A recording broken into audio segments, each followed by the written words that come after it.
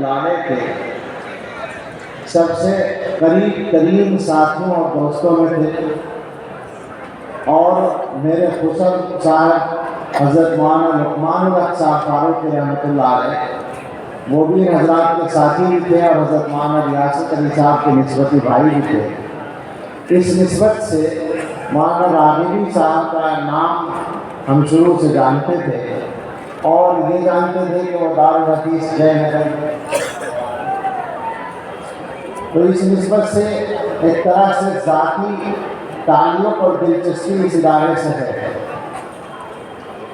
آج کی مجلس میں شریک ہو کر ایک مزید مسرت یہ محسوس ہوئی، حاصل ہوئی کہ ماشاءاللہ یہاں پڑھنے والے طلباء کی تعداد اتنی زیادہ ہے۔ ہم دستار بندی کر رہے تھے تو دور حدیث ہی کے فضلاء کی دستار بندی کرتے ہوئے ہاتھ دکھنے لگے ہمارے، اور مزید یہ کہ معلوم ہوا عبارت پڑھنے کا بہت سارے طلباء کا شوق ہے، لہذا 2 صفحے پہلے سے عبارت پڑھی جائے گی، وہ سامنے آ گئی۔ اور مزید یہ کہ تمام عبارت پڑھنے والوں کے پڑھنے سے اندازہ ہوا کہ وہ عبارت پڑھنے کی صلاحیت رکھتے ہیں اور پڑھنے کے عادی ہیں۔ یہ بات خاص طور سے اس لیے نوٹ کی میں نے کہ اب ہم جیسے بے علم و گناہگاروں کو بھی اس طرح کی مجلسوں میں جگہ جگہ جانا پڑتا ہے، ختم بخاری کی مجلسوں میں، تو بہت سی جگہ ایسا ہوتا ہے کہ وہ ایک طالب علم جو مقرر ہوتا ہے، خاص طور سے جماعت کا ممتاز طالب علم ہوتا ہے، جو مقرر ہوتا ہے عبارت پڑھنے کے لیے، وہ کبھی بھی صحیح عبارت نہیں پڑھ پاتا، ایسا بھی دیکھنے کو ملتا ہے۔ اور یہاں اتنی بڑی تعداد میں عبارت پڑھی، عبارت تو صحیح پڑھی، وہ تو یاد کر کے بھی پڑھ سکتے ہیں، لیکن پڑھنے کے انداز سے معلوم ہوتا ہے کہ پڑھتے رہتے ہیں۔ اس سے بہت زیادہ خوشی ہوئی۔ اللہ تعالیٰ کے فضل سے ان بچوں کو بھی اور ہم سب کو علم نافع عطا فرمائے۔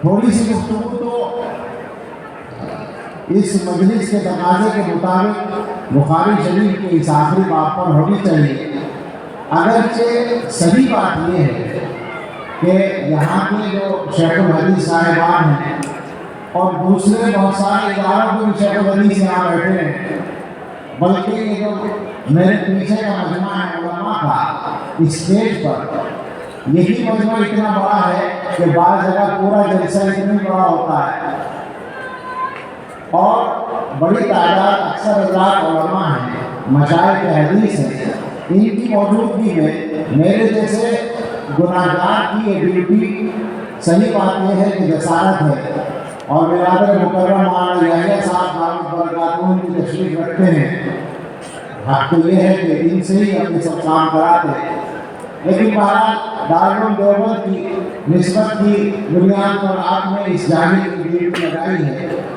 تو کچھ کہنا ہے،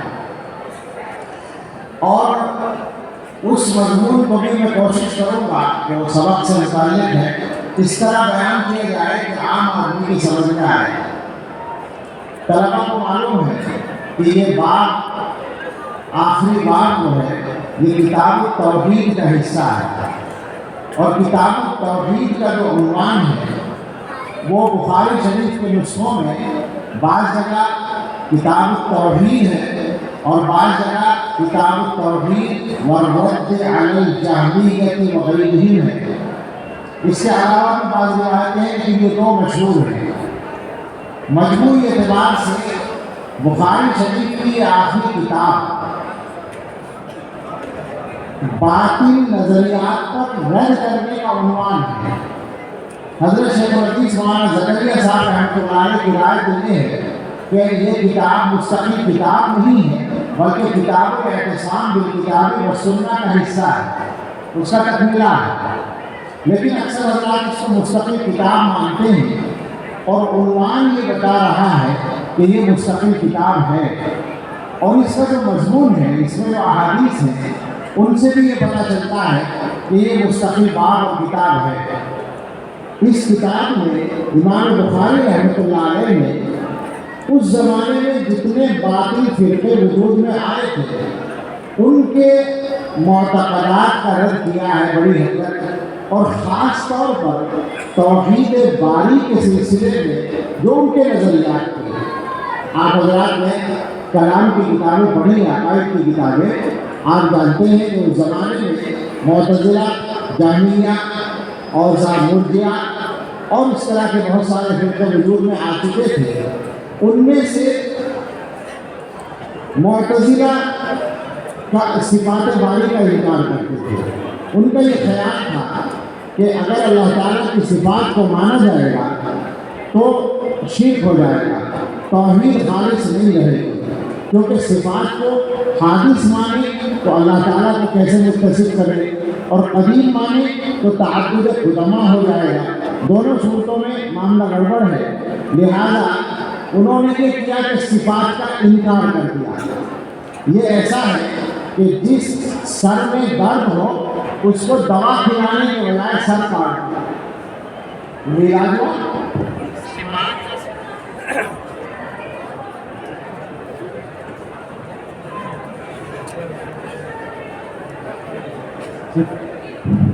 صفات کا مسئلہ ان سے حل نہیں ہوا، اور حل نہ ہونے کی وجہ یہ تھی کہ ان کا مزاج تھا شریعت کو عقل کے تابع کرنے کا۔ ہمارے زمانے میں یہ بڑا مجمع موجود ہے، اگر سمجھ رہے ہو ہماری بات تو یہ بات سمجھیں کہ ہماری شریعت عقل کے مطابق ہے، عقل کے تابع نہیں ہے۔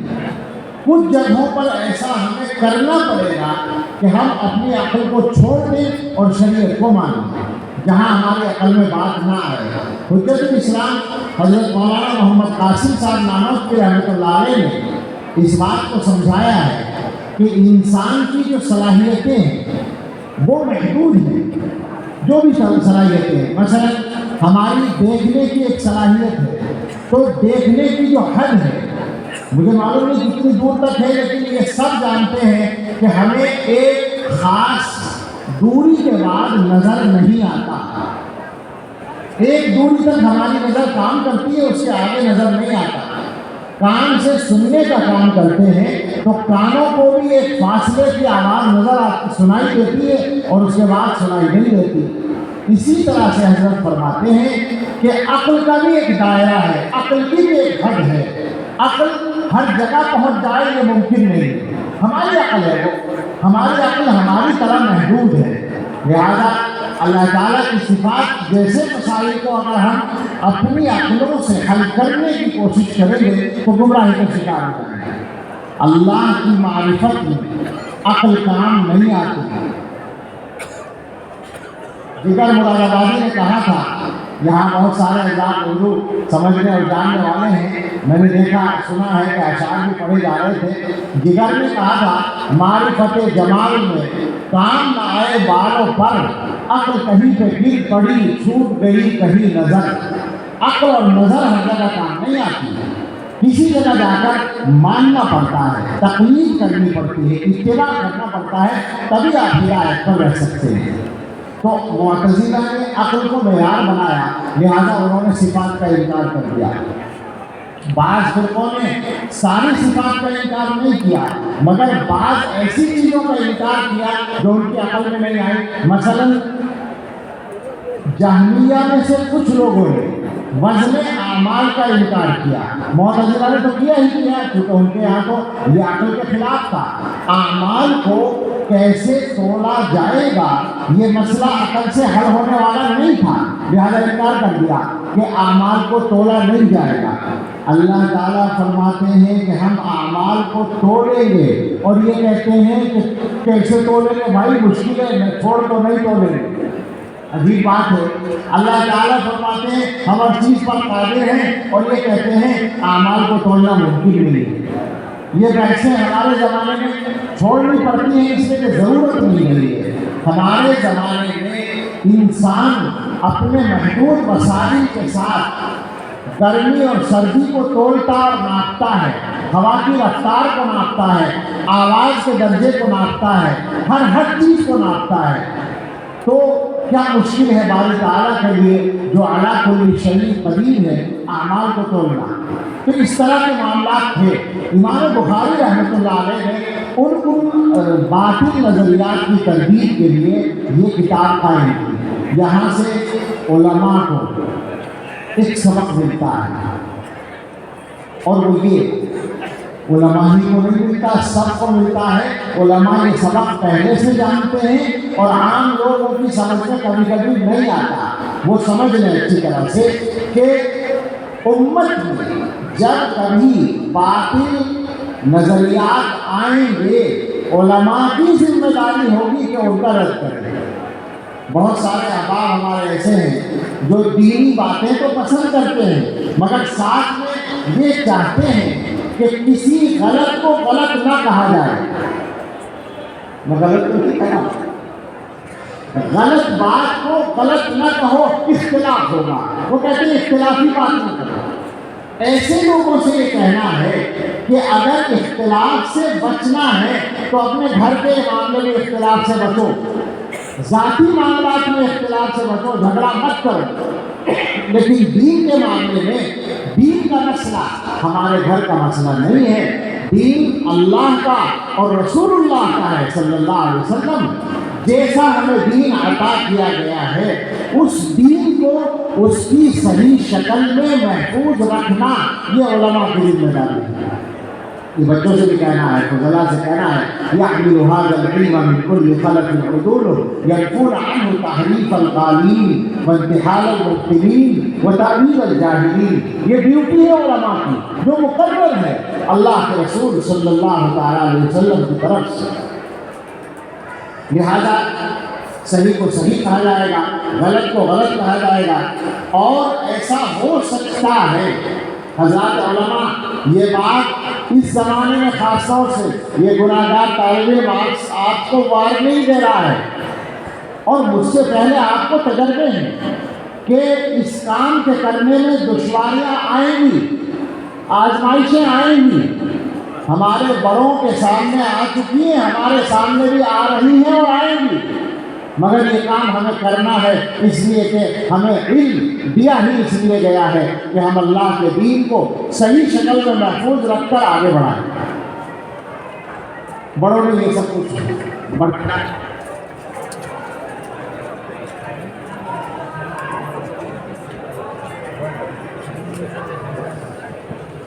यही इख्तिलाफ जिसका इशारा अभी हुआ, जाहिर है कि सारी तफसीलात बयान करने का मौका नहीं, ज़रूरत भी नहीं। मुअतज़िला के इख्तिलाफ़ात और दीगर फ़िरक़ बातिला के इन्हीं इख्तिलाफ़ात के सिलसिले में आप हज़रात जानते हैं, क्योंकि इसी मज़मून से मुताल्लिक़ है, इसलिए हम सब की याद दहानी भी है। वो तज़किरा करते हैं कि इमाम अहमद इब्न हम्बल रहमतुल्लाह अलैह ने, उससे पहले दीगर अइम्मा और उलमा ने, इमाम अबू हनीफा और दूसरे हज़रात ने मुख्तलिफ मसाइल में आजमाइशों को झेला। ये मसला जो यहाँ पर तज़किरे में आने वाला है, इसके सिलसिले में अहले सुन्नत के इमाम हज़रत इमाम अहमद इब्न हम्बल रहमतुल्लाह अलैह को अल्लाह ताला ने आज़माया और उन्होंने इस आज़माइश पर पूरा उतर कर दिखाया। उलमा को मालूम है कि मुअतज़िला ने अपने असर और रसूख से खलीफा वक्त मामून और उसके बाद उसके बेटे मुअतसिम बिल्लाह, इन दोनों को अपने ख़यालात के ताबे बना लिया था और उनके जहनों में ये अक़ीदा डाल दिया था कि कुरान जो अल्लाह का कलाम है, कुरान को मखलूक मानो, कदीम न मानो। यानी कुरान, हालांकि कुरान अल्लाह का कलाम है, अल्लाह की सिफत है, तो उसको अल्लाह ताला की तरह से गैर फ़ानी यानी कदीम होना ही चाहिए। मगर उनकी अकल में नहीं आया तो उन्होंने खलीफा को ये बावर कराया कि जो लोग अल्लाह के कलाम को कदीम मानते हैं वो सही तौहीद नहीं मानते, लिहाजा उनको उन पर पाबंदी लगाई जाए।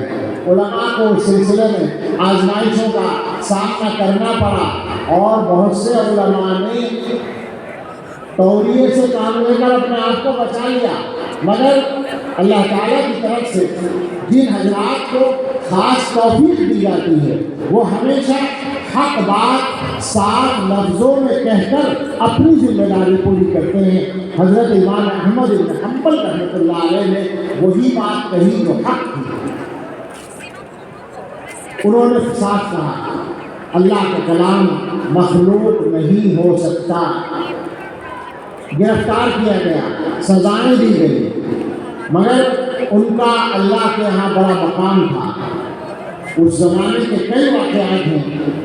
امام شافعی رحمۃ اللہ علیہ بھی اس زمانے میں حیات تھے، مگر وہ بوڑھے ہو گئے تھے۔ امام احمد کے وہ استاد تھے، انہوں نے خواب میں دیکھا رسول اللہ صلی اللہ تعالیٰ علیہ وسلم، آپ نے فرمایا بشر احمد علی بلوى تصیبہ، احمد کو بشارت دے دو اس آزمائش پر جو احمد کو پہنچنے والی ہے۔ امام شافعی رحمۃ اللہ علیہ نے اپنے شاگرد امام مزنی رحمۃ اللہ علیہ کو بشارت لے کر بھیجا۔ وہ پہنچے امام احمد کے پاس۔ امام احمد نے سن کر خوشی کا اظہار بھی کیا اور یہ کہا کہ یہ بشارت لانے کی وجہ سے مجھے تمہیں انعام دینا چاہیے، مگر میرے پاس کوئی چیز دینے کے لیے نہیں ہے، لہذا میں نے جو یہ کرتا پہن رکھا ہے،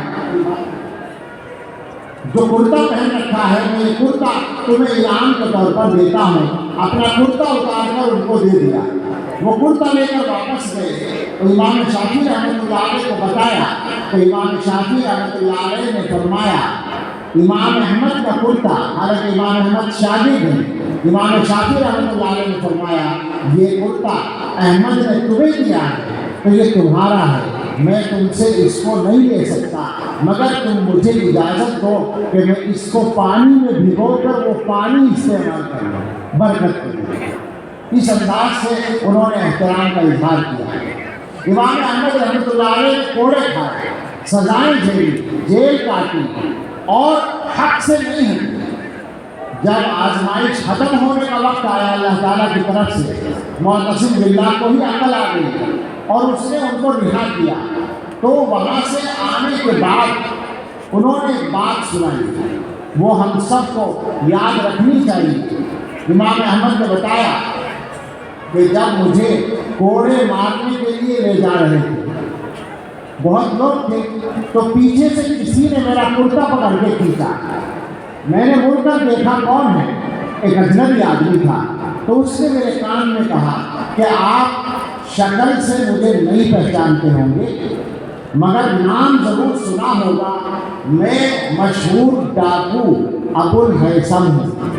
اس زمانے میں ایک ڈاکو تھا جو چوریاں کرتا تھا، ڈاکے ڈالتا تھا، ہاتھ بھی کٹے، کوڑے کھائے، جیلوں میں بھی رہا، مگر اپنے کام سے باز نہیں آیا، بہت مشہور ڈاکو تھا۔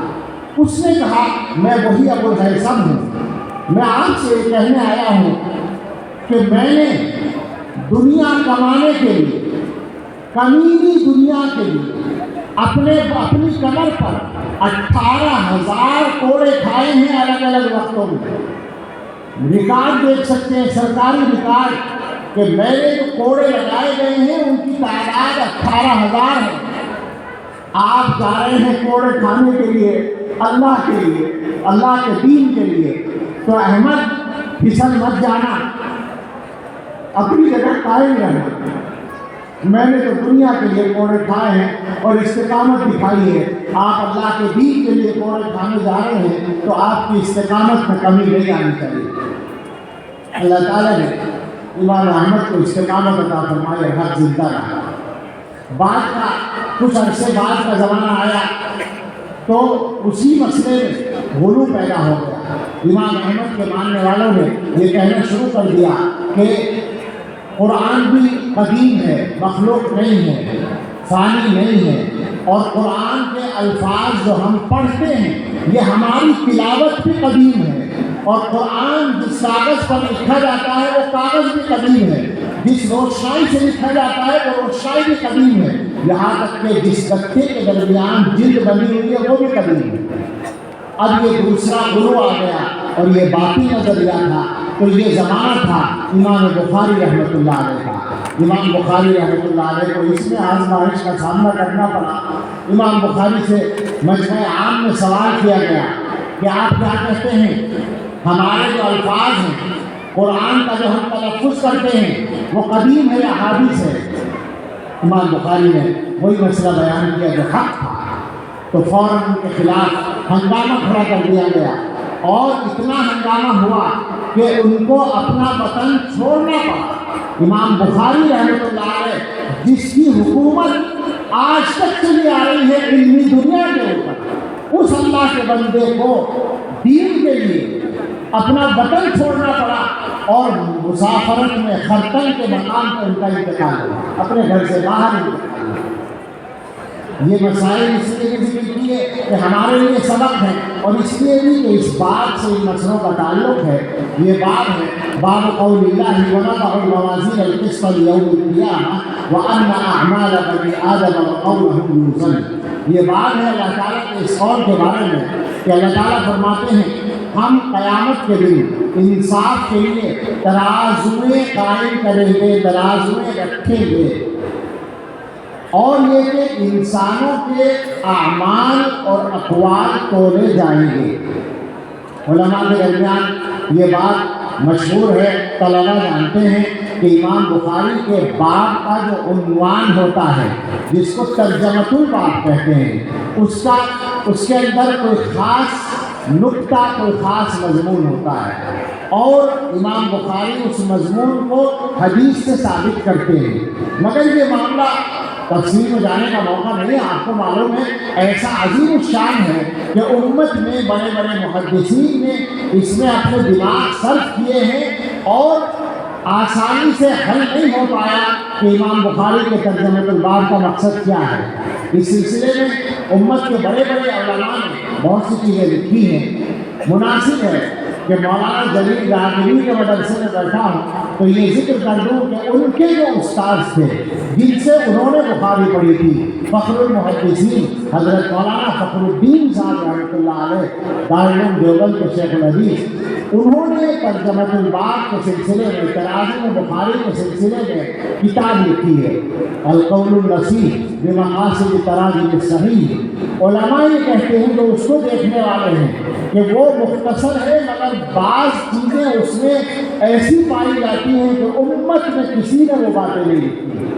تراجم ابواب کے سلسلے میں حضرت شیخ الحدیث مولانا زکریا صاحب رحمۃ اللہ علیہ کی الابواب والتراجم ساری دنیا میں مشہور ہے، لیکن حضرت مولانا فخر الدین صاحب کی جو کتاب ہے وہ کسی طرح کسی بھی بڑے دوسرے کی کتاب سے اس معاملے میں پیچھے نہیں ہے، بلکہ بعض مسائل اور بعض تراجم کی تشریح میں آگے ہے۔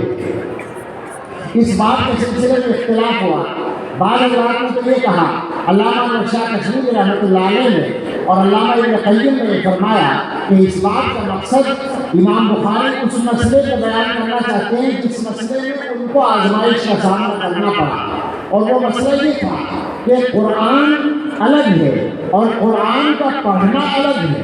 قرآن اللہ کا کلام ہے اور وہ قدیم ہے، اور وہ تلاوت جو ہم کرتے ہیں اپنی زبان سے یہ ہمارا عمل ہے، یہ حادث ہے۔ تو تعلیم میں اور متلو میں فرق ہے، تلاوت میں اور متلو میں فرق ہے۔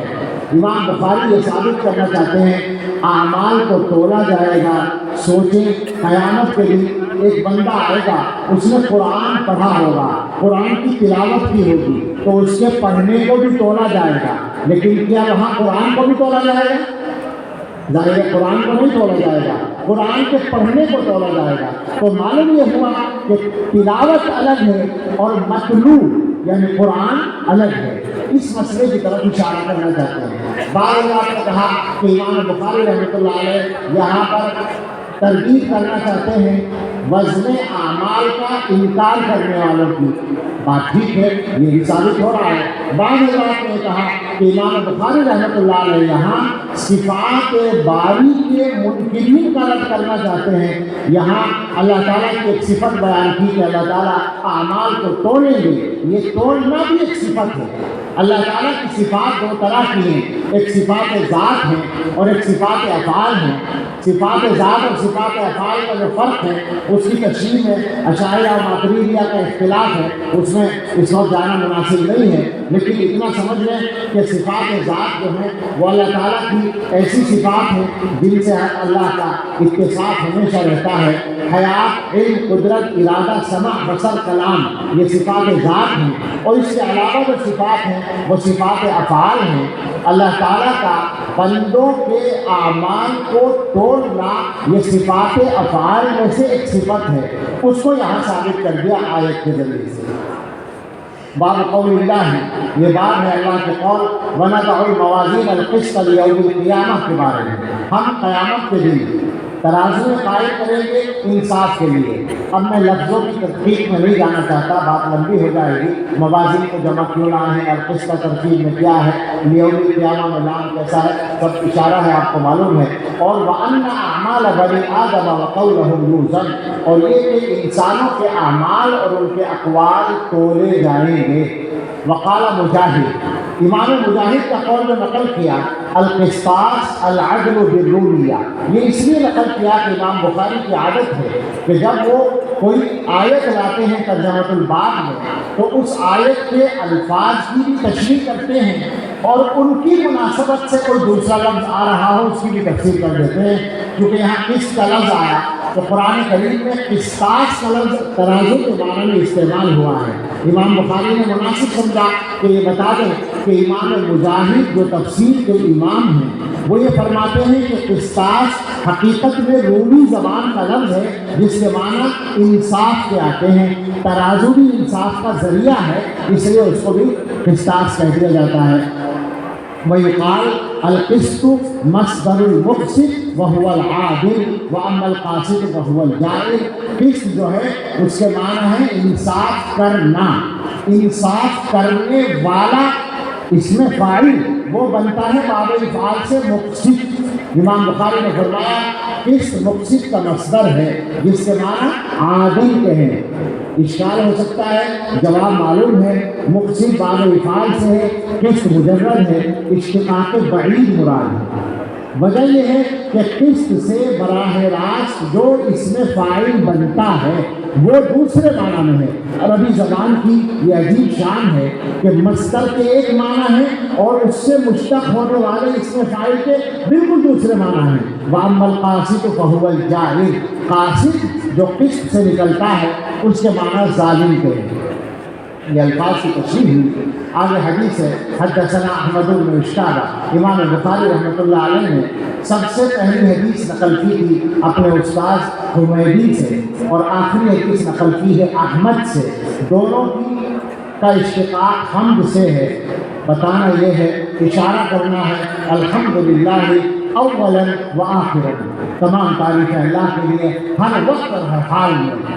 آپ حضرات میں یہاں بعض حضرات ایسے ہوں گے جنہوں نے مظاہر علوم میں پڑھا ہوگا۔ مظاہر علوم میں ایک استاد گزرے ہیں امام النحو حضرت مولانا صدیق صاحب کشمیری رحمۃ اللہ علیہ، دیکھا ہے آپ؟ دیکھا نہیں ہوگا۔ انہوں نے الحمدللہ کا ترجمہ کیا۔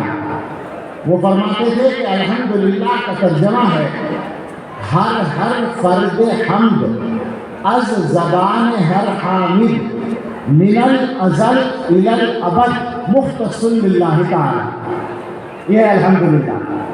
تو امام بخاری رحمۃ اللہ علیہ اشارہ کر رہے ہیں کہ حمد اللہ ہی کے لیے۔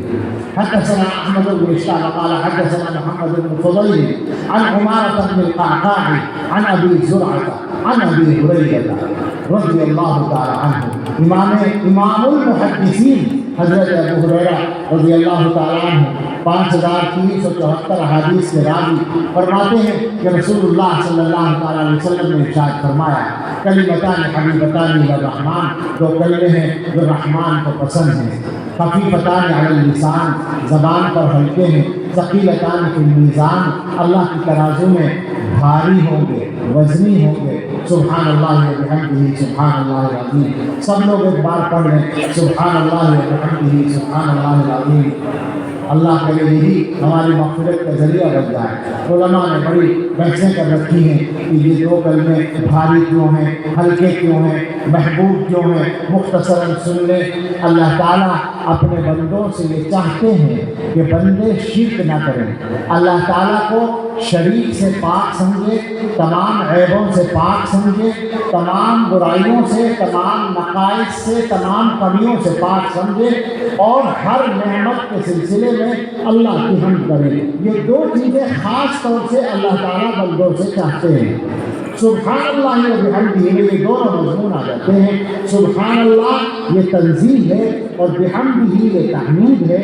ایک میں تنزیہ ہو گئی، اللہ تعالیٰ ہر برائی سے پاک، ہر عیب سے پاک، ہر کمی سے پاک، محتاج ہونے سے پاک، اولاد سے پاک، والدین سے پاک، بیوی سے پاک، اور شریک اور وزیر سے پاک، کسی کی اللہ کو ضرورت نہیں ہے۔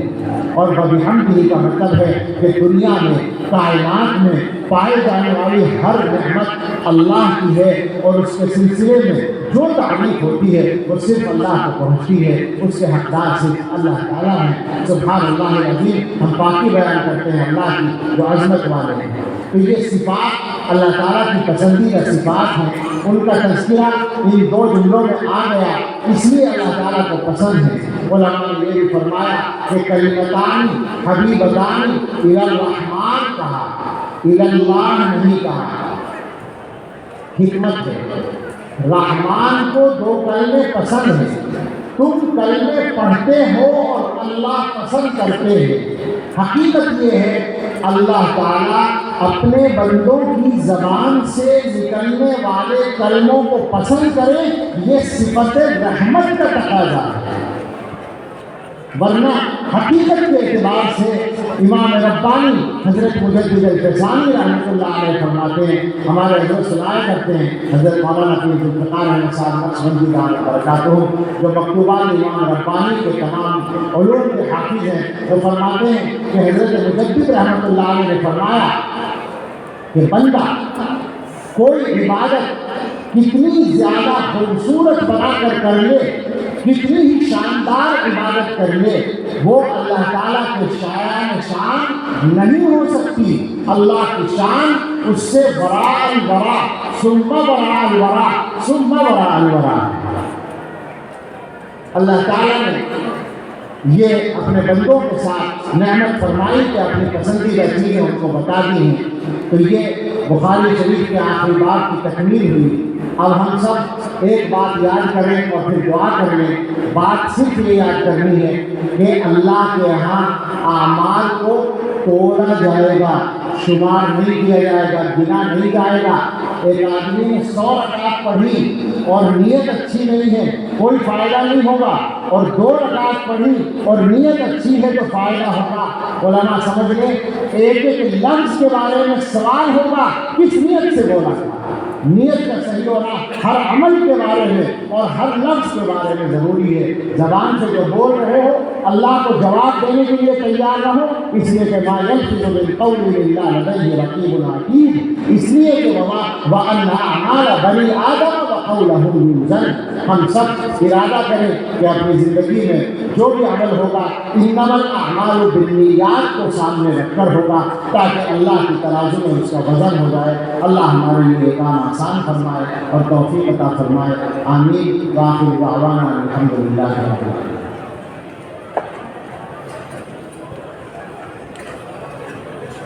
دعا تو کیسا ہوتا ہے؟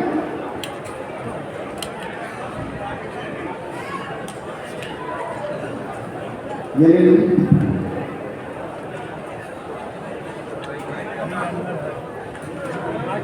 نہیں بیٹھے دعا نہیں Balik al-Buduham Nabiya ya Mano ayo Al-Ayat Al-Qudala Inna awliya Allah la khawfun alaihim wa la hum yahzanun